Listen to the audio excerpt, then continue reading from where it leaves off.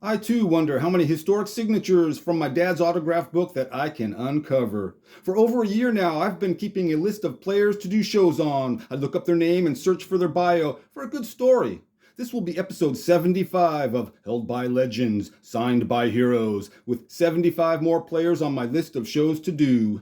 Recently, I looked up this player's bio for the first time, and right away I put him on the list of shows to do now. Why at this point in the process did this autograph decide to jump out at me is beyond me. I mean, I've seen it, but why did it take so long to add it to my list? Don't know. And to top it off, my dad has 3 autographs from this MLB pitcher, 2 in his autograph book and 1 on the Seals scorebook. Another hidden gem in plain sight. I haven't said this in a while, so let's go. It was on this day, May 13th, 1952, exactly 72 years ago in Bristol, Virginia, he did what no other pitcher in professional baseball had done before or since. In 150 years, he's the only one. The National Association of Professional Baseball Leagues called it the greatest individual performance in the history of baseball. He would make his major league debut when he was called up by the Pittsburgh Pirates 3 months after that record-setting night, and he was welcomed with great fanfare. The reporters would call him Rocket Ron and was hailed as the pitching sensation that will help save the lowly Bucks. This teen was a wild throwing star in the making. In 1950, he was just a wild throwing teen. In 1951, he was less wild, but still a teen, now with 4 wins. But his 1952 season pitching in the minors was one of the most dominant in history, devastating batters everywhere he pitched during his short time in the lower leagues.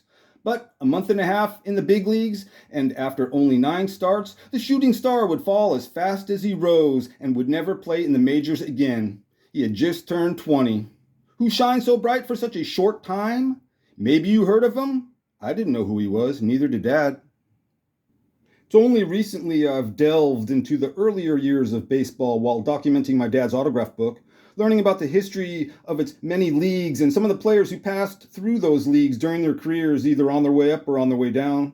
The best part of Dad's autograph book, as opposed to his collection of souvenir programs, is how personal the book is. The connection made between my dad and the person who signed the book, even if brief and for only a few seconds.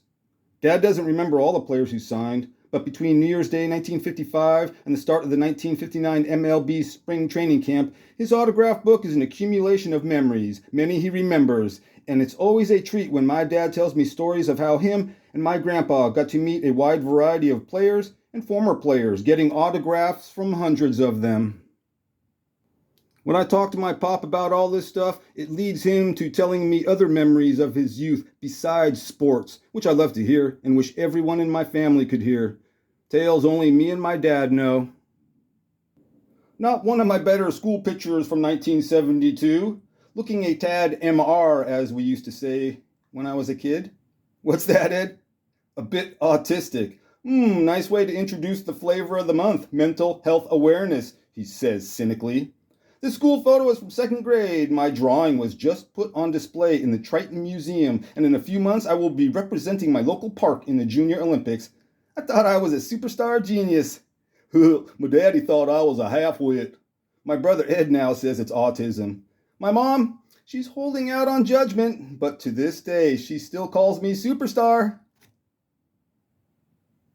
Speaking of moms on this belated Mother's Day show, I know my mom will understand why I had to put this particular episode out today, May 13th, but it ties in perfect. These are Ron Necciai's loving words about his mom. My mother, she was my hero. It was that way for a lot of guys whose father died when they were young. Me, this is what I said to my mom on Mother's Day yesterday in front of my sister and one of her sons. I feel the same way about my mom. She is my hero and always has been. When I wouldn't get in the water at swim lessons, she brought me back every day saying, but only if I wanted to go back. Always giving me choices and options, leaving it up to me to make my own decisions. Only giving me advice if really needed. Like when she told me crying and not getting in the water at swim lessons is not how most 12-year-old boys attract girls. Some bad decisions could have been avoided had I listened to my mom. Like the time in junior high when I sold my baseball card collection. Should have listened to my mom. Had I, these shows would have a bunch of cool baseball cards in them. Dang. Baseball analogy here. My mom went to bat for me and all the kids in my area when she worked for months trying to stop the city and school board from closing and then tearing down our local high school and putting in houses. She and others stopped them, but I still had to go to another high school my senior year because they turned my high school into a junior high. Just my luck. But the main thing was she helped save acres and acres of green space that would have been turned into houses. That's my mom. If she believes in something that matters, you want her on your side, smart as whip, and the personality to rally people in order to get things done. Mom was working on political campaigns since before 1972. Even now, she works tirelessly every day and night, helping where needed at home, running the ship, a full-time job with no vacation that she refuses to retire from. Happy Mother's Day, Mom. Saying thank you for all you do seems like not enough thanks. A few words blurted out by your silly son. Thanks, Mom. I love you so much. I love you too, Daddy.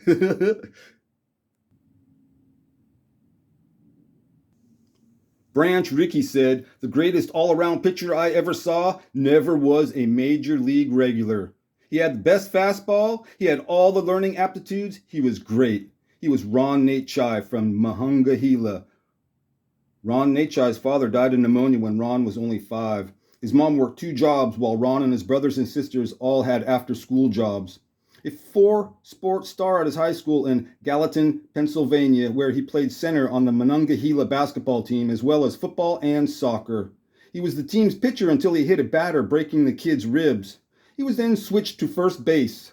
In the minors, he was listed at 6'5" and 185 pounds, but Ron is a modest man who downplays many of his attributes and accomplishments and says he's closer to 6'3". He was signed by Pittsburgh Pirates in 1950 right after high school graduation, just before his 18th birthday. No bonus, just $150 a month. Ron said, in those days, anything beat working in the mill. During his entire career in baseball, he would have to deal with burning, aching stomach caused by ulcers that would sometimes bleed. These stomach aches were so bad the pain would keep him awake at night.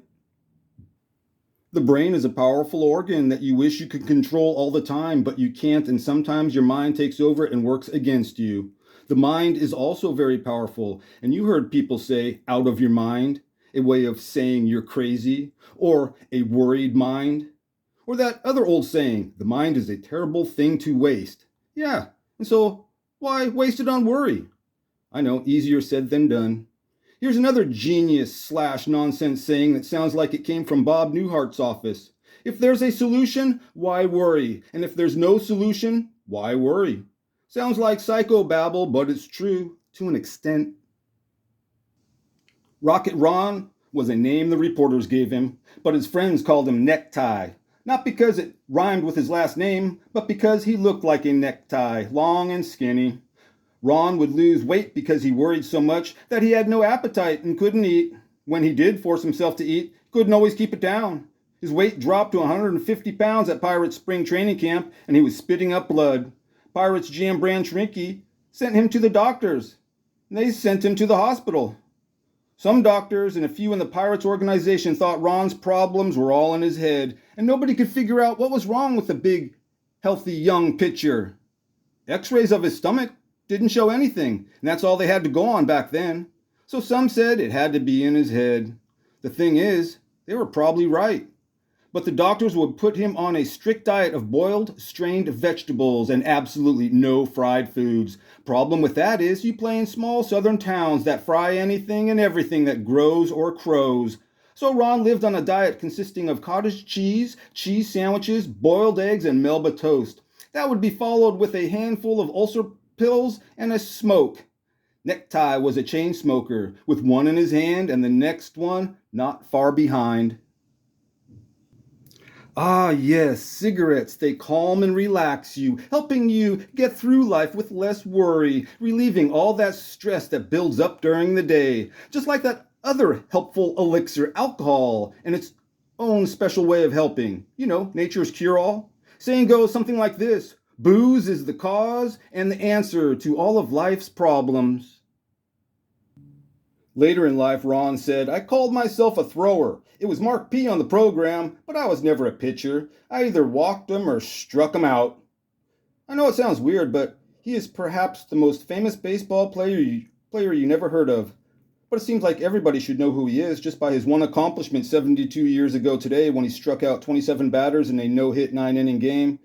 Yes, it was with the Bristol Twins, a Pirate affiliate in the Class D Appalachian League. And yes, it was a night game in an old, poorly lit ballpark. But nobody else in the entire history of professional baseball did what he did on that night in Virginia. Was this 19-year-old's performance a fluke or a sign of things to come from a star in the making? His catcher did do something a little fluky that night to give his pitcher the chance to get that 27th strikeout. Batter number 26 swung wildly at a curveball that they say dropped off the table and bounced on the plate going past catcher Harry Dunlop and ended up at the backstop. That would have been the last out of the game had he caught it.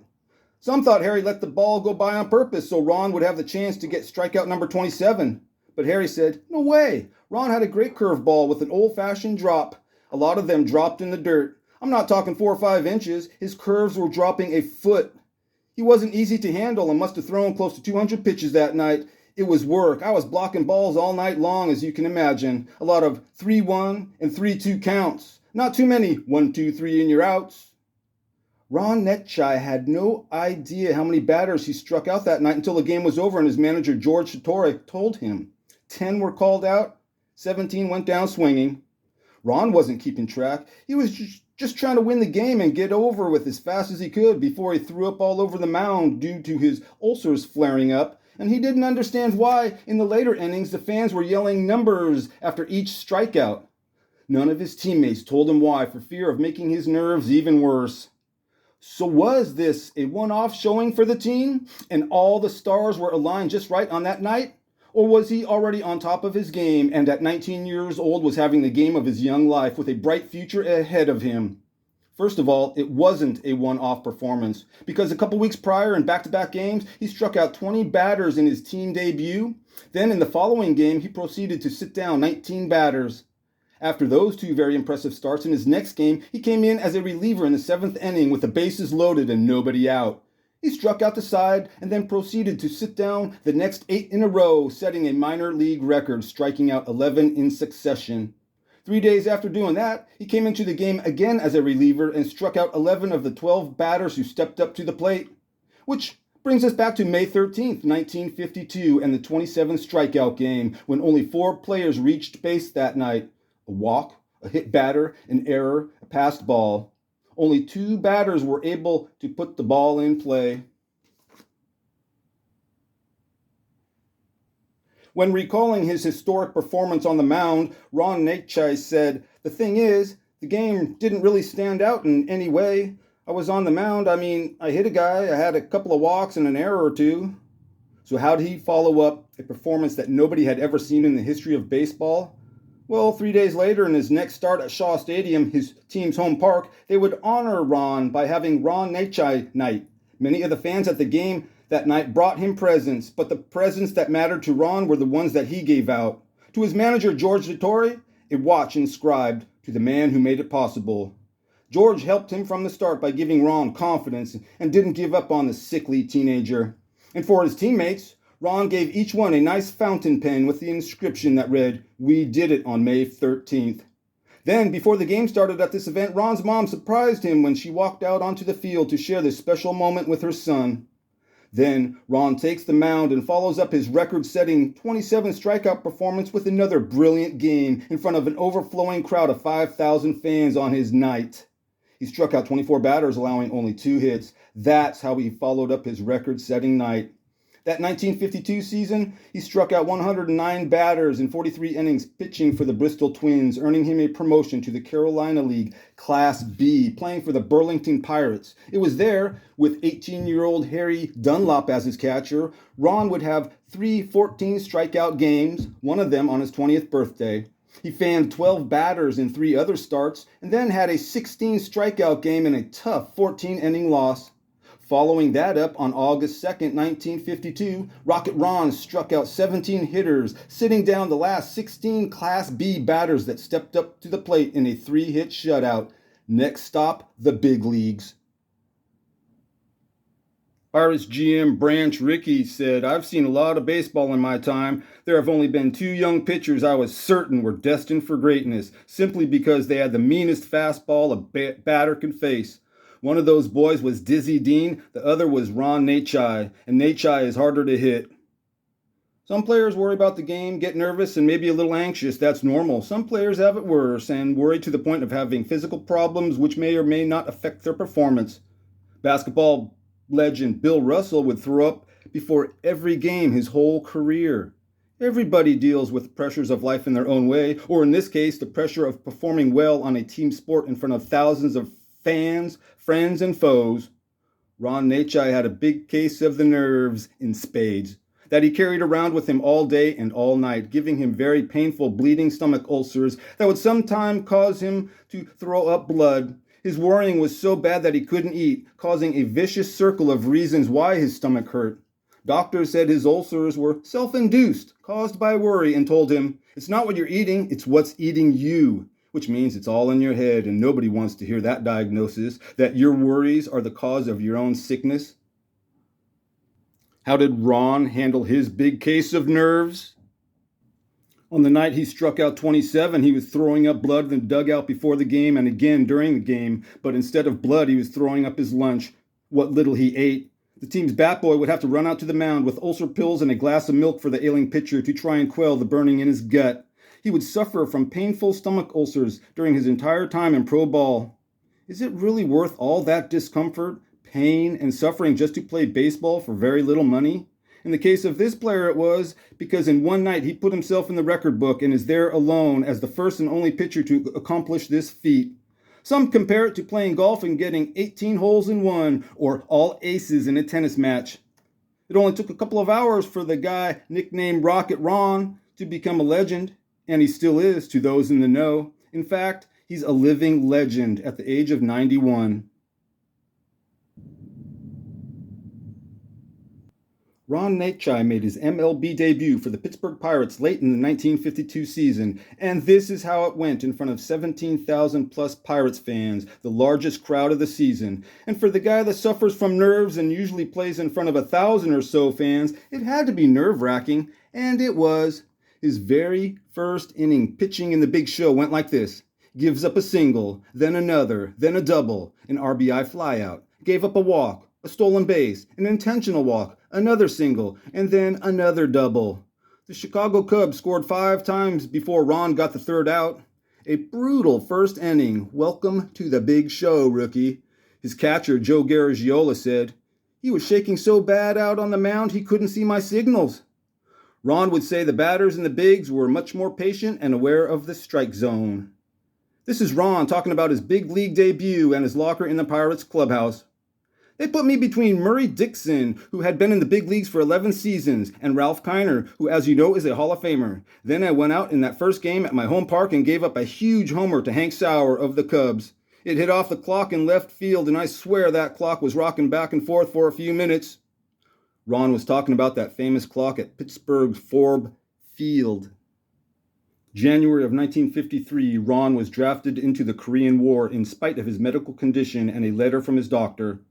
65 days in the Army, and many of those days and nights were spent in an Army hospital, and without his ulcer pills, he couldn't keep his food down. One night he passed out.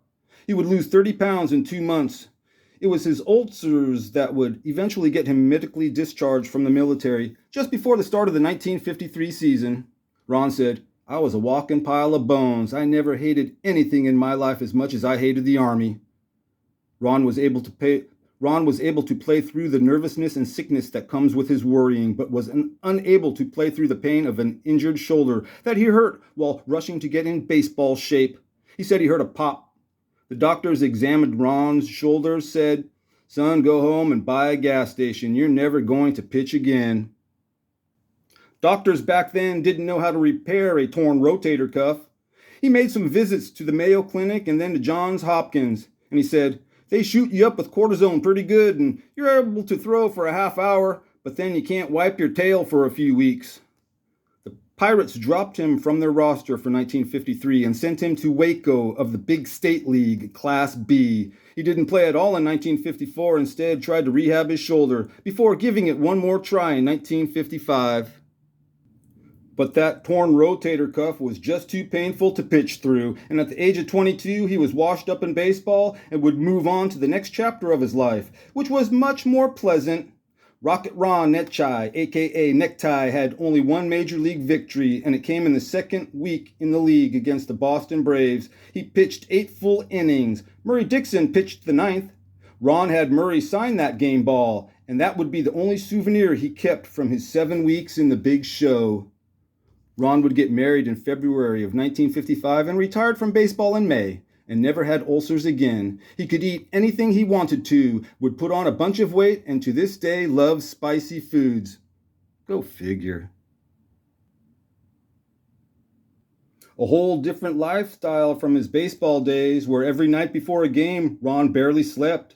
On the day of his historic May 13th start, he left most of his cheese sandwich on the plate at the team's favorite diner, which was par for the course for Ron.